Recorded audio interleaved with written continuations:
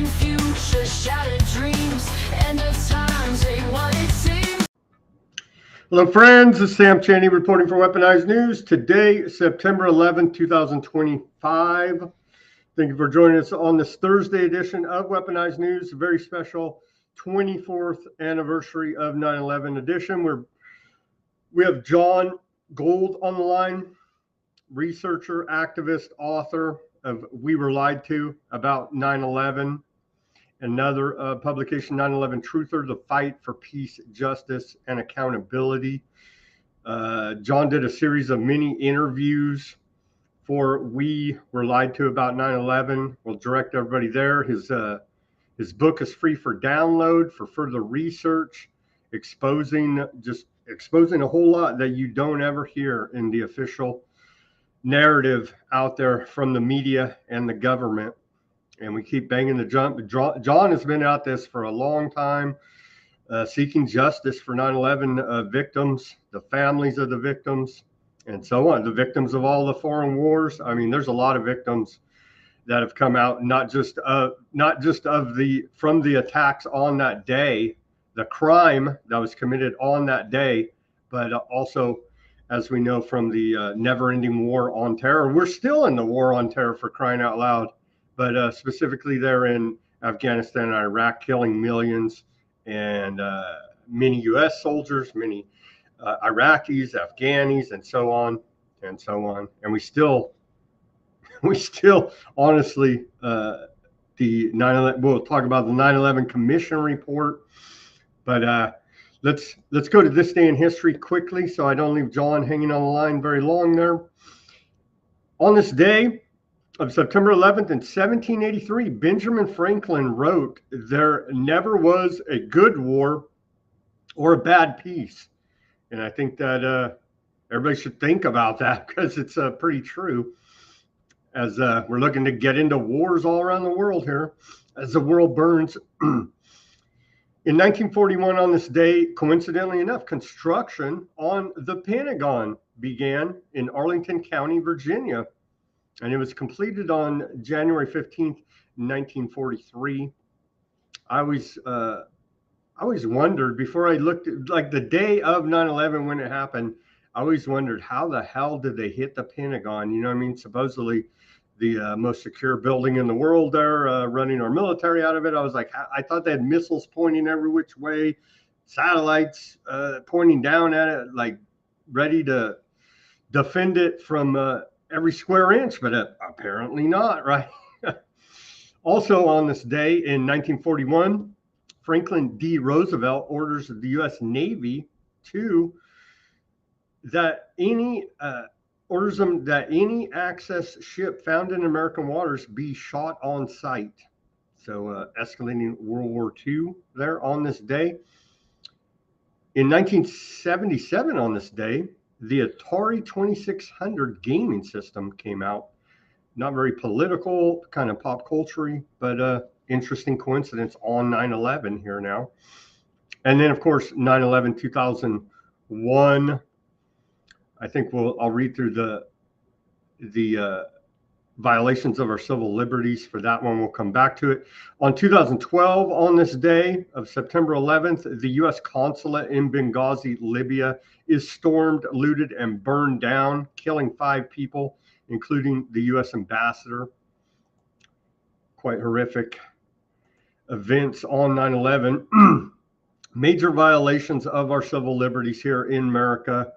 Terrorist attacks on the World Trade Center in New York City and the Pentagon in Washington, D.C. on this day, crashing hijacked airplanes into the buildings and killing almost 3,000 people.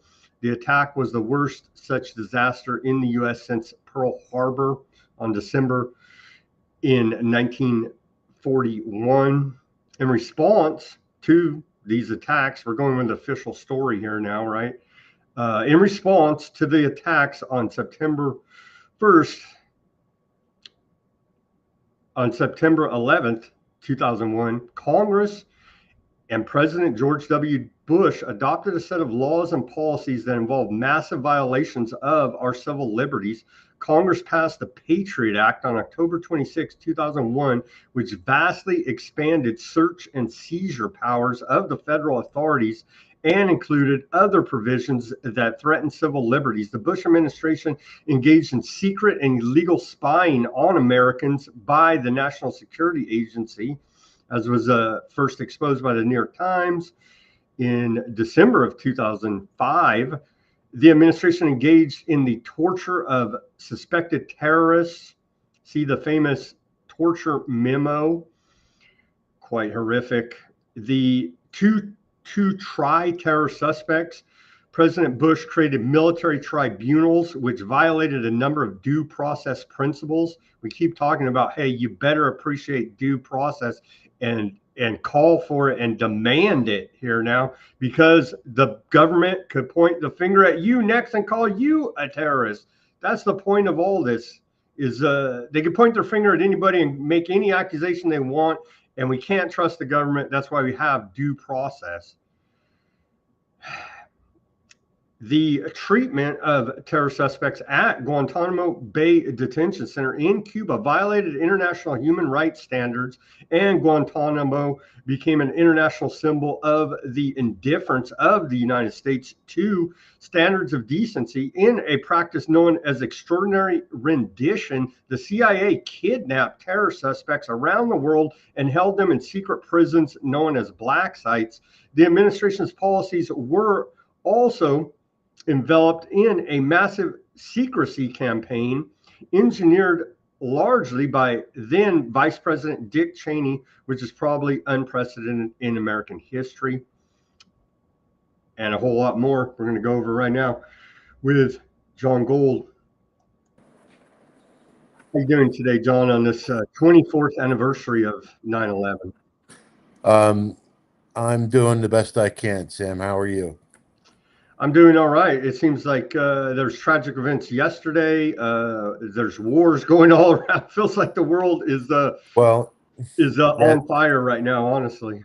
You absolutely touched on a lot of issues. But before we begin, I think we should have a moment of silence for the 2,978 people that were brutally murdered on 9/11/2001. So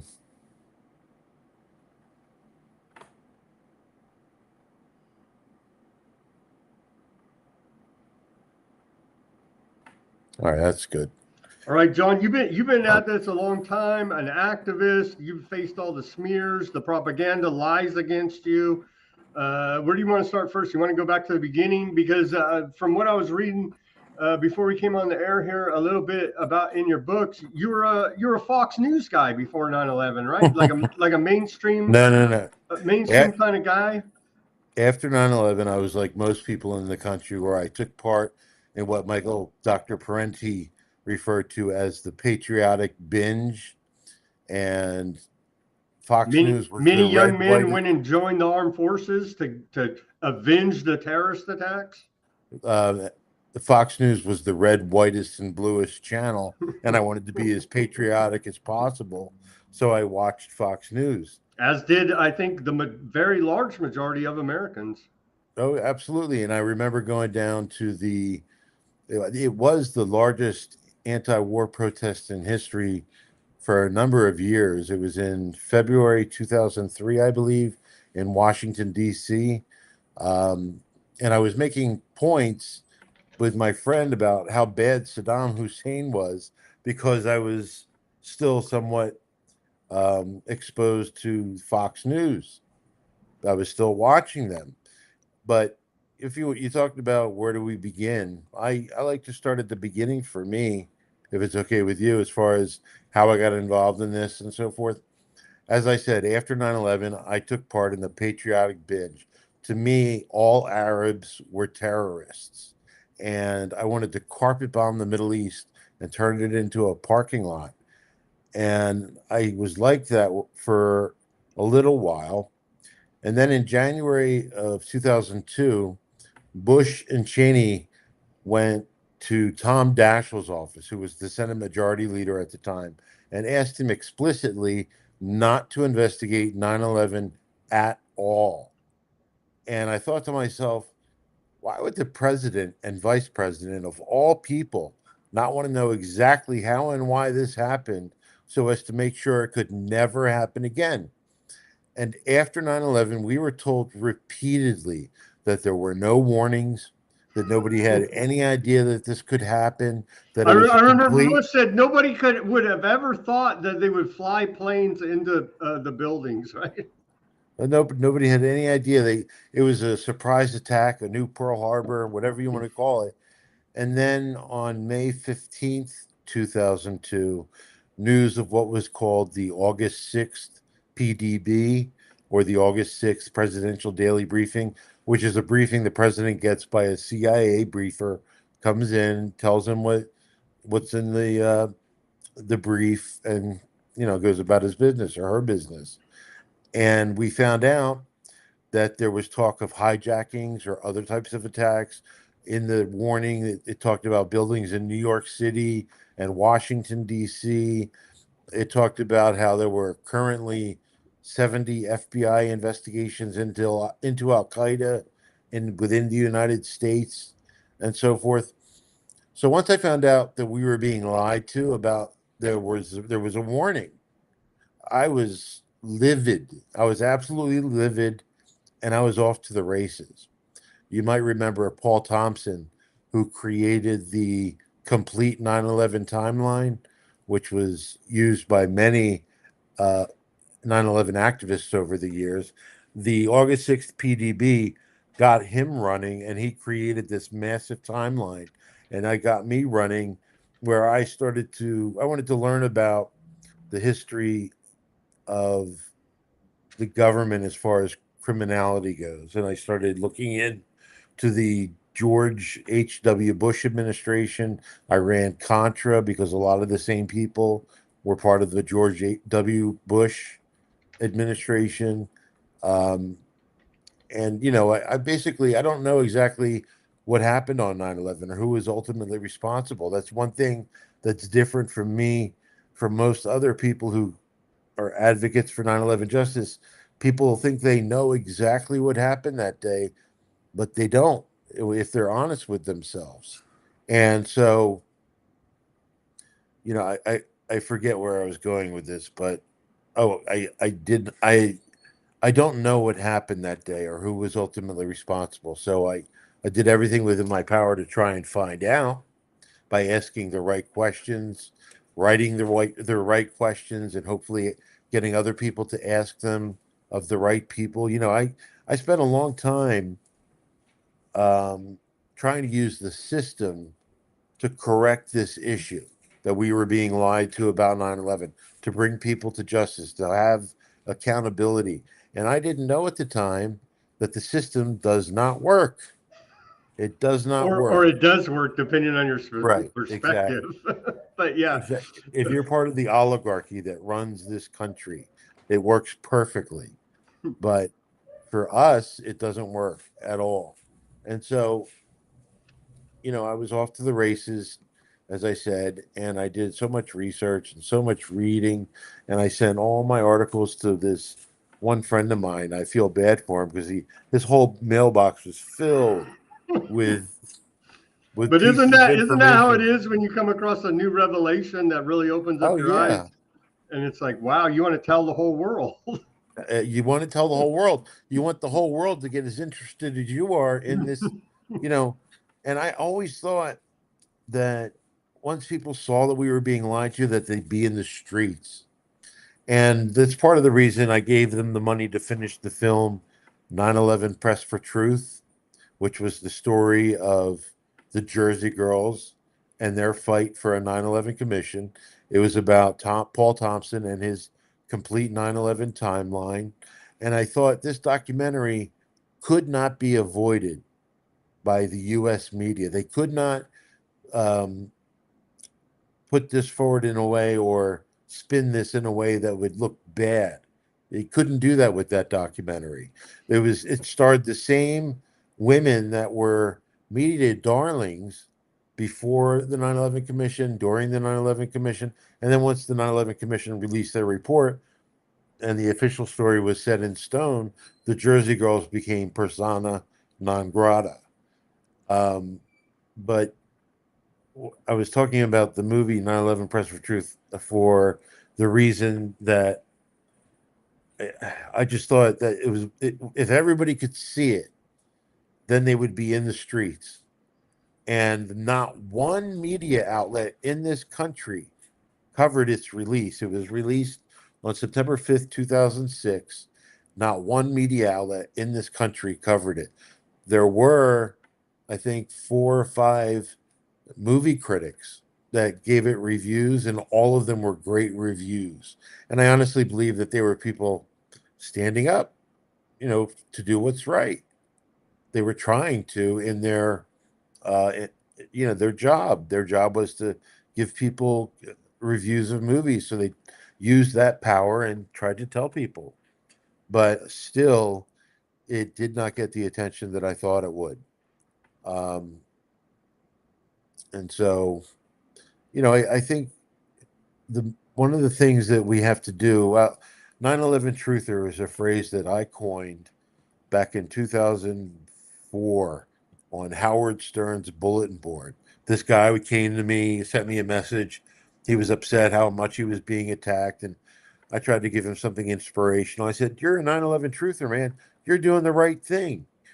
And I defined 9/11 truther by saying, someone who fights alongside the 9/11 family members seeking truth, accountability, and justice, someone who fights for the 9/11 first responders who are seeking health care, and someone who is trying to put an end to the post 9/11 world using the truth. And that was all a 9/11 truther was. But the media made that phrase the equivalent of a baby killer or a dog torturer. It was really bad. It's like being called anti-Semitic. You're a big conspiracy theorist, John. If you're a truther, they mention you in this New York Times Magazine article you sent me the link to, and they conflate it with truthers, birthers, deathers, wackadoodles, and also flat earthers as well. So they conflate all that and call it the right? And right. Yeah. See, Nick Levis is the one who coined the phrase 9/11 truth. And all I did was I'm from Pennsylvania, and we have what are called Quakers in this area. So I just took the ER from Quaker and added it to 9/11 truth, and wow, there we are, a 9/11 truther. But once the media got it to the point that it was a derogatory phrase, I started referring to myself as an advocate for 9/11 justice. So anyway, after the August 6th PDB was leaked, I was off to the races, reading things left and right, sending letters to my congressman, trying to contact the media, the local media. I did so many things, and I wasn't even introduced to the 9/11 truth movement until I think it was June 2004, whenever Fahrenheit 9/11 was released by Michael Moore. And I was introduced to the 9/11 truth movement, and then I started working with the people of 911truth.org, which was the epicenter of the 9/11 truth movement at the time. And they had their website, and they had a bulletin board on it, and we would go there and we'd post ideas about how people can get out certain information. And I remember I recommended freeway blogging, where somebody goes out over a freeway pass, an overpass, and puts a sign over it. And I thought it was so cool. The next day, somebody out in bumblefuck, excuse my language, America, somebody did that very thing. And I saw how powerful a tool the internet could be, to get information out there. Because if people remember back, all of your mainstream corporate media here, the conglomerate of 6, monopolies, it was total censorship, total blackout. Any talk of anything other than the official line from the government is not being heard. And that's going all the way down to, I remember even my local talk radio here in Fresno, California, they would not let anyone even, if you even said anything, one word different, they're hanging up, cutting you off. because people used to try to call in. I remember that was a thing too. Call into talk radio, try to get the word out, and nobody was having it. No, nobody was having it, and it was extremely frustrating. And occasionally we would get on the media. People from the 9/11 Truth Movement would get on the media, but they always picked the fringiest people they could find.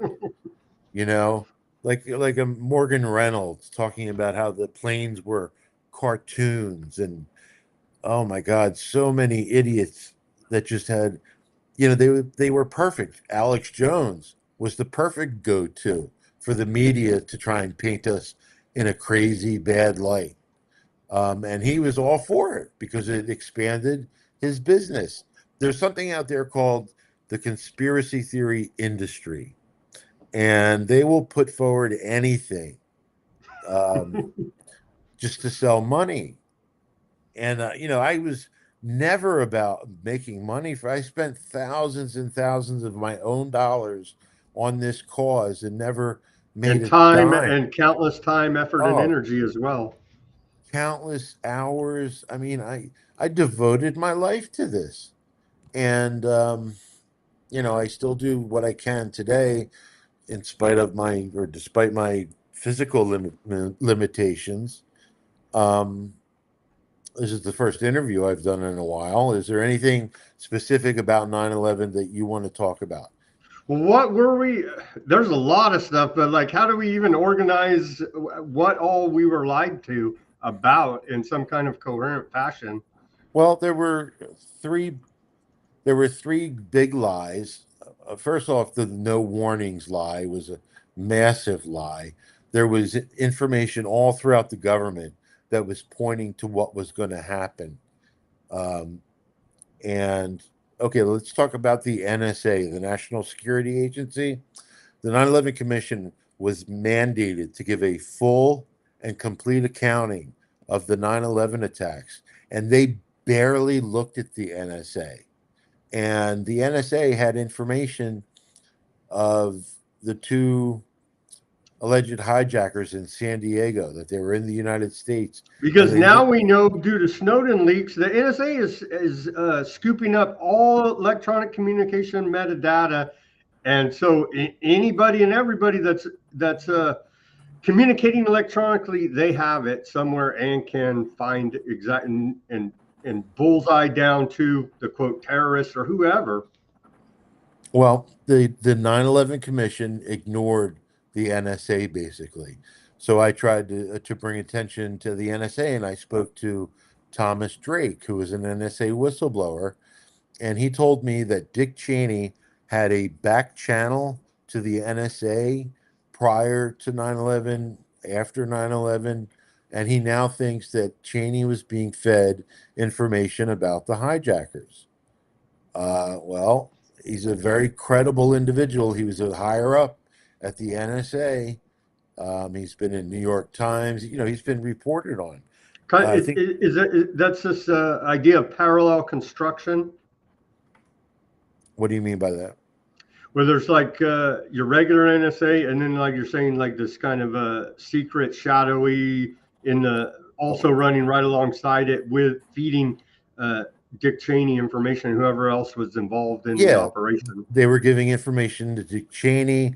I think Scooter Libby was getting information. I know he was reading unvetted transcripts from the NSA um, prior to 9/11. So, okay, let's say the attacks were real for the most part. Can you imagine what somebody could do if they had information about the attacks to ensure that the attacks were successful? Like, look at 9/11 in that way, as opposed to thinking everything from the top down was brought to us by the government and so on and so forth. I started to look at it that way, and it kind of made sense, but I'm not sure that's what happened.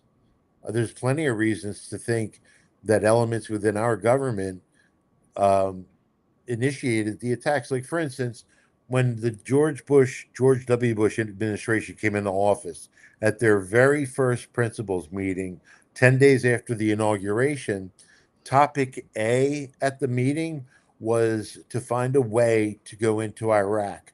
George W. Bush asking his principals to go find me a way to get into Iraq. And sure enough, 9/11 happened. And what did they use to get into Iraq?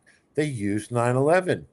Um, but another That thing that that, whole that whole narrative, it doesn't make sense on its face, because somehow Saddam is responsible, but he also has these weapons of mass destruction, but he's not oh, really responsible for 9/11. but You know what I mean? Like, but it's see, they, all. they wouldn't have been able to sell those lies without the fear that came from the 9/11 attacks. A lot of people were terrified that something like that could happen again. I was terrified. Um, but, you know, uh, let's see. Okay, George W. Bush and Prince Bandar, who was the Saudi ambassador to the United States for 30 years, whose daughter is now the Wasn't it a ambassador. nickname Bandar Bush, right? Because he Very was so good. close with the Bush family. He was so close to the Bush family, they called him Bandar Bush. But in March, I believe, of 2001, he was talking with George W. Bush. George W. Bush was talking to him about the need for decisive military action in Iraq. And sure enough, Bandar happens to be one of those people who was involved in the Iran Contra affair. He was intimately familiar with the terrorist system. Like, if you need terrorists to attack somebody, he was your go-to. If you wanted, he was a go-to for that. And so I find it suspicious that his money, his and his wife's money, found its way to the two hijackers, alleged hijackers in San Diego. And I don't know if you remember from the Joint Congressional Inquiry, there were 28 redacted pages from that report that weren't released until like the very end of the Obama administration. And lo and behold, in those pages, it talked about how Prince Bandar gave somebody by the name of Osama Biznan, who was somebody that helped two of those hijackers in San Diego. He gave him money, like, directly. And so that's obviously why those 28 pages were withheld for so many years. But the Obama administration sent out a team of individuals to shoot down anything. There was nothing to those pages, nothing to those pages, as opposed to the headline saying, "Good friend of president, responsible or help finance 9/11." That's what the headline should have been, as opposed to "There's nothing to what's in those pages." Um, Literally Bush stepson is how it's portrayed, right? right. Man, crazy.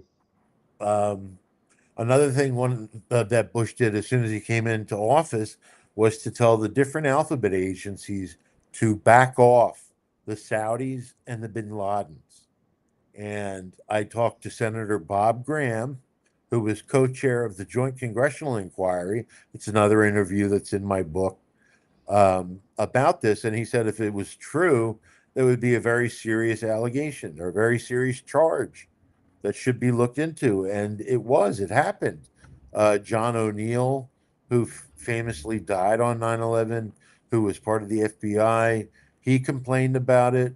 Robert Wright from the FBI complained about Saudi obstructionism, um, and so forth. And another thing that happened, they started what was called the Visa Express program, which made it easier for applicants from Saudi Arabia. It only applied to Saudi Arabia. That the Visa Express program made it simple for people to come into this country. Um, you know, they didn't have to do. I think they didn't have to go have a one-on-one interview, which is I think is usually the case when you're trying to get a visa. Um, they did. Oh my God, they did so many things to take the focus away from the Saudis prior to the 9/11 attacks. And sure enough, this week we found out Judge George Daniels finally decided to not dismiss the lawsuit that the 9/11 families have against the Saudis. I saw that Finally, report. Yeah. it took him a year to do that, but now I'm excited for them.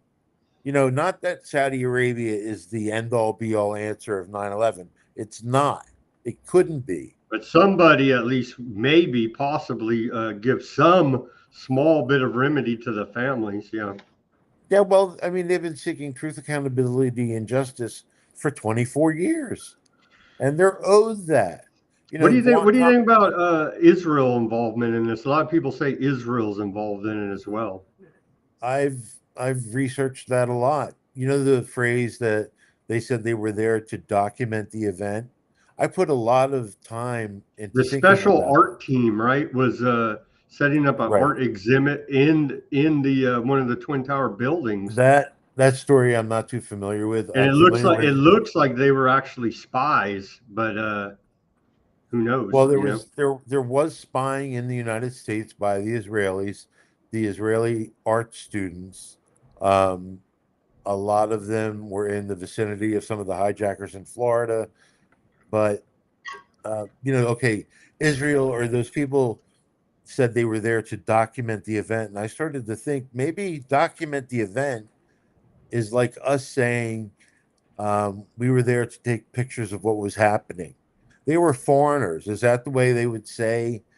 We were there to take pictures somebody who's foreign, trying to use the American uh, dialect. I don't allegedly they know. were seen celebrating, dancing in New Yes, York, absolutely. and detained and then released because I guess Yep. they weren't considered suspects at the time. I think David Sheen wrote an article about um, those people that were arrested and that there was actually fraud taking place amongst Urban Moving Systems, which was the name of the moving company that those 5 Israelis were arrested belonged to or worked for. Um, it's on PalestineChronicle.com. Look for the name David Sheen, Urban Moving Systems, and you'll see this whole bit of information about those people that I had no idea about until I read his article. It was a To me, fascinating John, it's article. looking like elements of the intelligence agencies from all these countries, America, UK, Israel, Saudi Arabia, all working together to bring this event about. Well, there is the West, and the West is made up of America, is Israel, Britain, and their intelligence agencies all work together. We were talking about the NSA earlier. There's something called Echelon, which is a program that has existed for years. They weren't allowed to spy on us, like our agencies were not allowed to spy on us, but that doesn't mean that Canada couldn't spy on us and then share that Five Eyes, information. right? Five Yeah, the Eyes the program. the Five Eyes. I forget who makes up the Five Eyes. Do you know? It's America, UK, Australia, New Zealand, and maybe Canada. I'm missing one, It but I might be know it's those Canada. four, and there's one more. Um, I remember Marco Rubio recently threatened to sanction the other Four Eyes of the Five Eyes because they were speaking about out about the war in Gaza, and they didn't like Oh, that, right? And so well, what a um, travesty! Horrible it's a genocide going injustice. on there right now as we speak. It's Benjamin Netanyahu, just to get this off, on the day of 9/11, he said that was good for Israel. In 2008, he also said that the 9/11 attacks were good for Israel. And they were, absolutely were. There's something called the Greater Israel. Yeah, I talk Um, about it a lot here that they want to take the land in all of that area. They tell us for a long time, annex the West Bank, seize all that land, ethnically cleanse the Palestinians off their land and seize it. But yep, they also want southern Lebanon. They also want part of Syria. Syria, and so they want to take. If they think maybe they'll take some of Egypt and Jordan as well.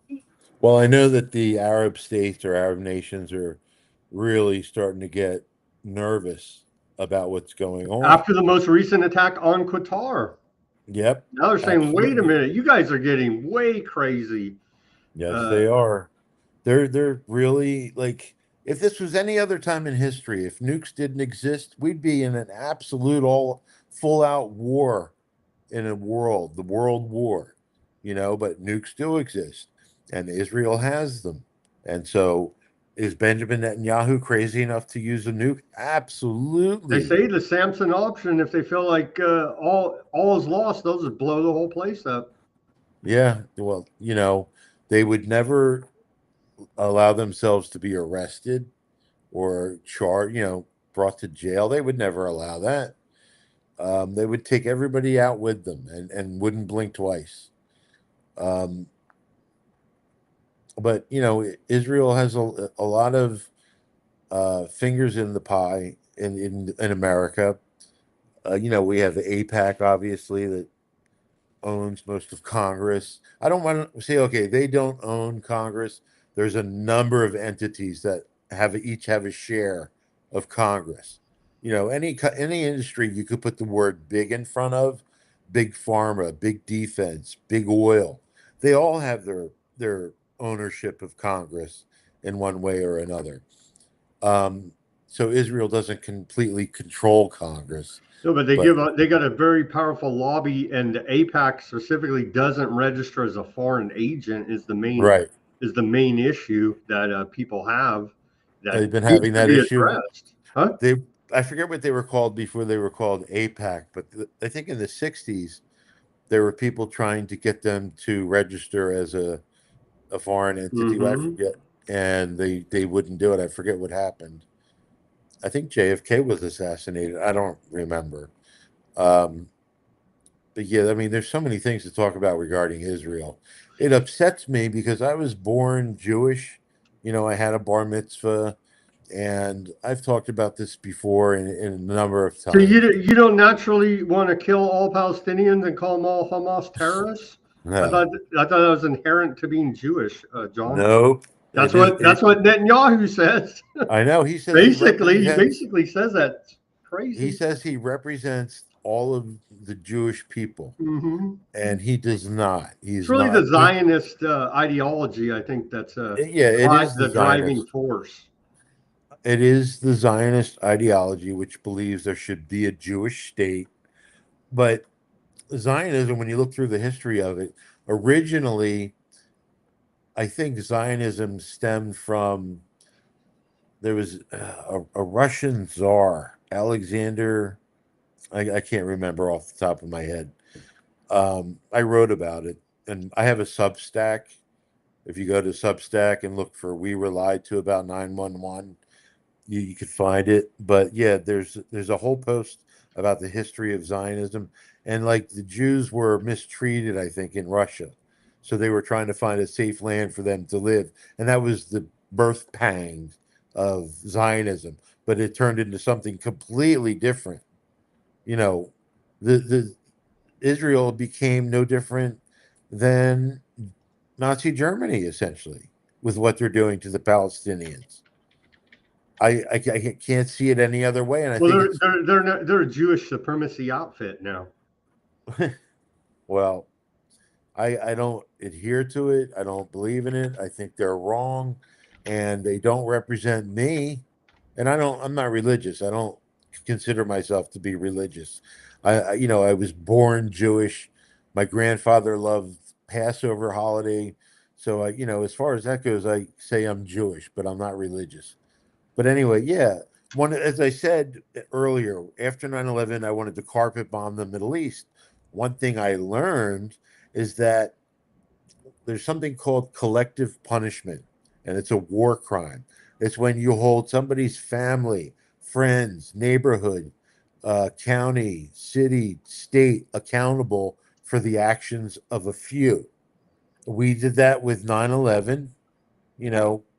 19 people supposedly did 9/11, and whatever the real story is. But that doesn't mean that we blame every single Arab in the Middle East. And I think there was a study done, and I think it was from Brown University, where 4.5 million people have died in the Middle East as a direct result of our response to the 9/11 attacks. 4.5 million. So Wow. it's the 9/11 Holocaust. I wrote a little article about it. And they in America, the large majority of America just writes it off as they're all terrorists, and that's insane. Well, that's what they're taught. Yeah. There were people like Bill O'Reilly saying we have a Muslim problem in the world. That's a direct quote, I think. And it's such a damn shame. And I've fought viciously to try and defend Muslims and Arabs because of the hatred against them as a result of 9/11. I fought very hard for them over the years. I wrote an article called 9/11 was not a Muslim crime. You can go to 911truthnews.com and read that if you want. Anyway, we're getting kind of off 9/11 here. What else? John, more about the lies of the government. The EPA falsely declared that the air at Ground Zero was safe to breathe because they wanted to open up Wall Street as soon as possible, right? And so and they told all the 9/11 first responders there, all the cleanup workers and recovery workers, and all these people that you don't even need to wear a respirator mask for the air safe to breathe. It's perfectly fine. They didn't want to alarm the public, and they wanted to reopen Wall Street. I just created an article that talks about this, that gets all the quotes that say Wall Street had to be reopened and so forth. It's on my Substack. Yes, Wall Street was the reason why Christy Todd Whitman and others came forward and said that the air was safe to breathe, the water was safe to drink. And as a result, more people have died from the toxic dust of 9/11 than those that were murdered on 9/11. There are now 140,000 people that are sick that desperately need health care. And as I was telling you before the show, there was permanent funding for the 9/11 first responders health care in the spending bill that was originally going to be put forward this year, but because of Elon Musk and Donald Trump, they took that out of the spending bill, and now the 9/11 first responders are terrified that they're going to lose their health care. And these were the heroes of 9/11, and the government completely turned its back on them. And they had no problem using their image to sell the wars and so on and so forth. But, it just shows what people, what we mean to those in power. We mean nothing. We're next to nothing. Indeed, anyway. John. But let's go to Al-Qaeda now. Al-Qaeda is formerly a quasi-CIA outfit used by them to fight Russia in Afghanistan in the 80s, right? Right, and they were referred to as the Mujahideen. But there was, before 9/11, okay, after the Afghanistan-Russia war ended, we said that all of our relationships with the Arab terrorists has stopped. We're no longer using them. And that was a lie. In the Balkans and in the Caucasus during the 90s, we used them. After 9/11, we used them in places like Syria. Remember the moderate rebels that they kept talking about? The head guy of Syria now is a reformed jihadi, radical jihadi terrorist. They told us he was a member of Al-Qaeda. Mm-hmm. And Trump and who else? I forget went to shake his hand to welcome him. Or Trump called him like a fine, upstanding young man now. Right. He's reformed. You see. Absolutely. And they had to be and like what? Like 6 months prior, they had a $10 million bounty on his head. It's the absurdity of all of this. It's absolutely absurd. And then, you can look at the Ukraine and how there are actual Nazis employed by their National Guard, I think. I can't remember their names now. The Azov Battalion is like one of the most famous. That's the most famous one that before Russia invaded, the mainstream media reported all about it. Now ever since Russia invaded, mum's the word about that. But Right. Well, our actions since 9/11 pushed Russia to do what it did. All Russia has done has been instigated by us, and I've written extensively about this. I wrote an article called "Instigating Putin." In 2004, we scooped up, I think, 8 former Soviet states and put them into NATO. Some of which were on the border of Russia. you know, and if you remember, we said we would not move an inch eastward after the fall of the Soviet Union. And sure enough, we did. We moved a hell of a lot of inches, several yards, feet, miles. another one, John, the official story says Putin's invasion was unprovoked. Oh, that's absolutely absurd. I wrote a piece called "Anti-Russian Sentiment Has Grown Exponentially Since 9/11," and I've given all kinds of uh, examples. Like before 9/11, in July of 2001, Putin was talking with George Bush about how important it was to maintain the anti-ballistic missile treaty. After 9/11, Bush did away with the anti-ballistic missile treaty. um, we did so many things. There was the Russia-Georgia war, where they said that Georgia or Russia was the first to fire, but it was actually Georgia, and Dick Cheney was all involved in that shit. And that was in 2008, I believe. We've done so many things to instigate Russia over the years, and it just boggled my mind because I don't know if you remember, but during the 90s, the propaganda was Russia is now our friend. Remember? They drilled it into our heads. After the fall of the Soviet Yeah, Union, yeah. exactly. And then suddenly, we put in Boris Yeltsin as president of Russia. Uh, and anyway, they were our friends, and suddenly we hate them. I had nothing to do with that. I have nothing against Russians. It's funny, I actually lived in a neighborhood that had about 70% Russian, and I started to learn some Russian language, but I've since forgotten it. Um, anyway, we were talking about the environmental impact of 9/11. Yeah, I held the first fundraiser for the 9/11 first responders. I held the second fundraiser, the third fundraiser, and then people across the country started holding fundraisers, and all the money went to the Feel Good Foundation, which was founded by John Feel, a 9/11 first responder, who incidentally, the Feel Good Foundation accompanied Jon Stewart from The Daily Show to Washington, D.C. to fight for health care for the 9/11 first responders. So, an organization that, I don't want to toot my own horn, but I helped put on the map, the Feel Good Foundation, eventually went to Washington, D.C. with Jon Stewart, and I was very proud of that, to a little bit. But anyway, John No, Feel yeah, had a to get a lot big more. celebrity like him doing the right thing it's a big deal. It moved the Absolutely. needle a little bit.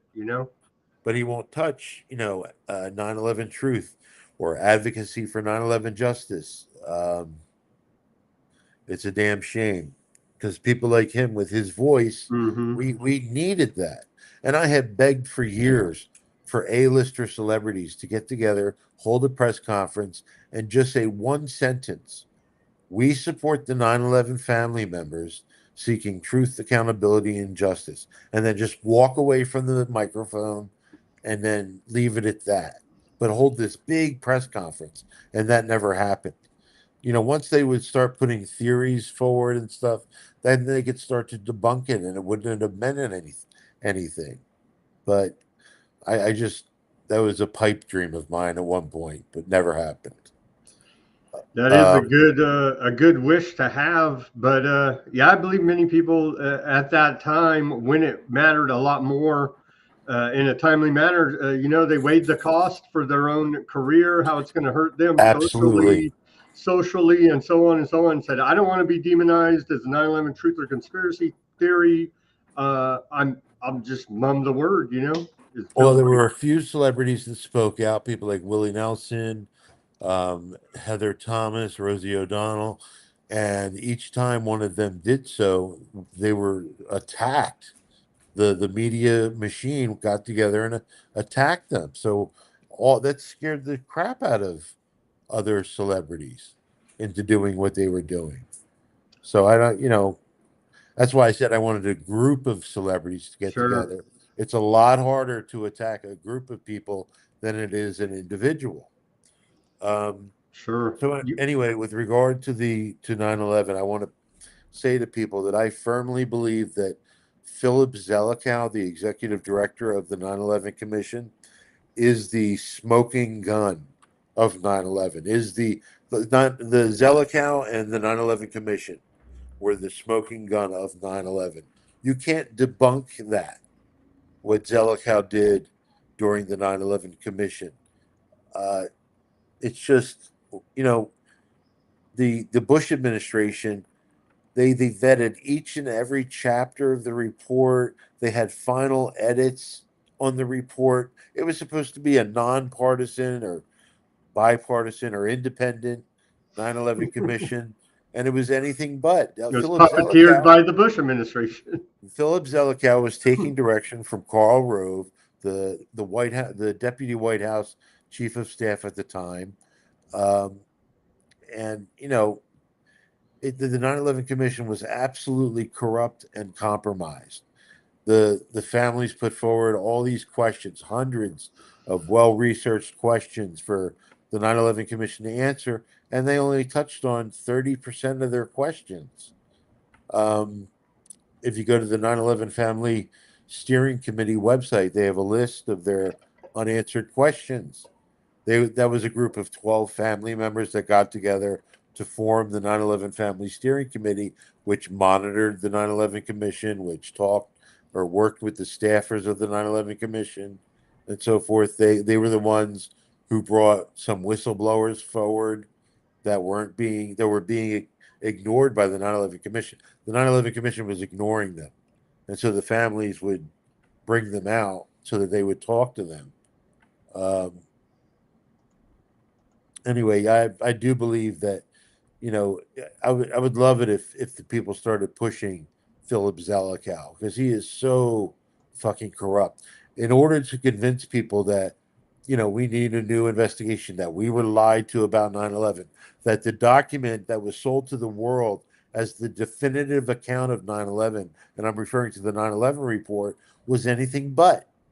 It was an absolute whitewash farce story that they concocted. Zelikow and Ernest May were the authors of the 9/11 report, and they had a complete outline of the final 9/11 report before the investigation even started. Just so corrupt, right? Just Yeah, and man. they had it all planned out ahead of time. What was going to be in the report? You know, it just absolutely a farce. It was a massive slap in the face to the families and to the people of the world. And how dare they sell that as the definitive account of 9/11? They, ugh. John, let me know. I know you like to stick to the facts, but let's speculate a little bit. What took down the towers? Was it direct energy weapons, some kind of secret weapon we don't even know, bombs in the buildings, the planes hitting them? What do you think, your speculation about it? Because, like you say, I we don't know 100% and probably never will. But everybody has their own speculative opinions about it. One thing I will say is that in order to be an advocate for 9/11 justice, you shouldn't have to be a scientist or a physicist or an architect or an engineer to understand the need for 9/11 justice. And I am none of those things. I'm not a controlled demolitions expert. I don't know anything about how those buildings came down. I know all of the theories that have been put forward over the years. Some of Hmm. them were very convincing, but then I read the Along debunking. with the video, there's video. Looks like there's a bombs going off. The video looks like it. Well, I don't know. I mean, Bob McIlvaine, 9/11 family member, Bob McIlvaine, who lost his son on 9/11. Um, he read his son's autopsy. I interviewed Bob. He read his son's autopsy, and it appears based on, how he was hurt, that he was hurt from a blast. From He was on the lower floors in the lobby, and it was a blast of some kind that took him out. Like his all front is damaged, but the back wasn't, kind of thing. It was very sad to listen through all that, but yeah, it's in my book. Um, the second book, We Were Lied to About 9/11, the interviews.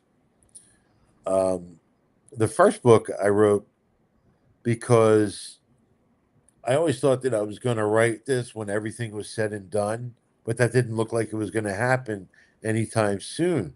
So I wanted the information to get out there that I was promoting. There it is. That's the first page.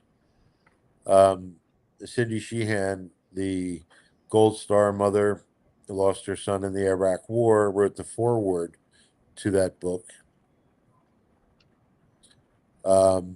Yeah, but I didn't. I did the information. We weren't going to win anytime soon, so I wrote that book, and I put my heart and soul into it. Um, and I've done so many things over the years. I can't even begin to tell you the amount of things that I've done. Are we ever going to get a new investigation? I What do don't you know. think? It You don't know, feel like it, there, right? there's that guy Ron Johnson. Is that his name? Senator Ron Johnson, who said that he was going to open up an investigation. Now he's backtracking on that. Um, I don't know. Trump You know, promised truth and transparency about every conspiracy you ever thought of, from JFK to MLK to 9/11. And who's that girl Luna? Is that her name? Rep Luna, yeah, who they said there's a commit. I forget the name of it. Congressional commission is going to release all of the classified documents about all of these controversial events that, like they were saying, the political assassinations, right. attacks on America, And nine eleven, all this. they had And an amazing and a very interesting day talking about the JFK assassination. I sat and watched that. Oliver Stone was part of the panel. So it was extremely interesting. And I interviewed Peter Dale Scott, who has written extensively about the JFK assassination for the We Were Lied to About 9/11 interviews. Uh, no. So yeah, Peter Dale Scott was in my second book. That's a fascinating interview. The parallels between JFK and 9/11. Um, you know, but I hope that the families get some semblance of justice, closure. I don't know that they'll ever have closure, but it would certainly be nice for them to have it. Um, I'm gonna have to go. I know it's been an hour, but I want to thank you, Sam, for giving me the time to talk today about a number of issues. There's so many things to talk about, you know, just about 9/11, and then you want to get into everything else. There's so much to talk about. so much going on. All right, John, thank you. What's the best place for people to go? We were lied to about 911.com, and they can You can download go your there. book free, right? Absolutely. Free Yep. They can. download right here. Yep. What It is it? cost It's like me. 1,200 pages or something, right? It's 1,054 pages. I paid someone, Michelle Fergus, several $1,000s to transcribe the interviews, and I put them into a book, How many and I interviews gave do you have? It's experts, 31. whistleblowers, 31 interviews in there from all kind of different experts, researchers, whistleblowers, proving all of these issues Yeah, were the, lies. pointing out many of the lies of 9/11. Um, and I gave it away for free. I was going to sell it, but I gave it away for free because the information was too important to be made available to only those that could afford it. So I wanted it to be available to everybody, and I just, took the hit and said, whatever, here it is. All right, John. The links to both of John's books will be on Weaponized News Substack, or you can just go to We Were Lied To About 9/11.com. However you may do it, go there, do your own research as always. Thank you, John, again for joining us on this 24th anniversary of 9/11 as we continue to call for another legitimate investigation. It feels like the further we get away from it, the harder it is the harder to it get to the gets. truth. But we're still getting run around from the government now, promising they're going to be transparent and tell us the truth. It's just not happening. So we got to keep pressuring them, even though it feels like a never-ending task. And keep because as the time goes on, people forget, and all we hear is the official narrative and no pushback at all. That is something the establishment relies on, is Sure. the passage of time. Sure. You know, they want time to pass. They don't want people to get involved, especially when it would cause a lot of people to take an interest. Can you imagine if something great happened early on, how many people would have been on our side? You know, nobody believed the official story. Not nobody, but many people did not believe the official story, and for good reason. And so many things could have gotten attention back in the day. We wouldn't even, like, if the media did its job, we would have never have had to do what we've done over the years. You wouldn't have had to write your books and do all your interviews and all your research. We wouldn't have to be doing the show right now. Right? Exactly. We'd be sitting pretty. The world would be at peace. Everybody would have money and whatever. I hear you, man, but we know that's not the agenda of the empire here now. Right. All right, John, thank you very much for your time. We'll have to do it again and go over current events and keep banging on about 9/11 as we do. We appreciate all of your hard work and effort. Again, everybody go to We Were Lied To About 9/11.com. As always, everybody do your own research. Peace, love, and freedom. Speak out and take action. Have a great rest of your Thursday evening, and we'll be back here tomorrow on Friday.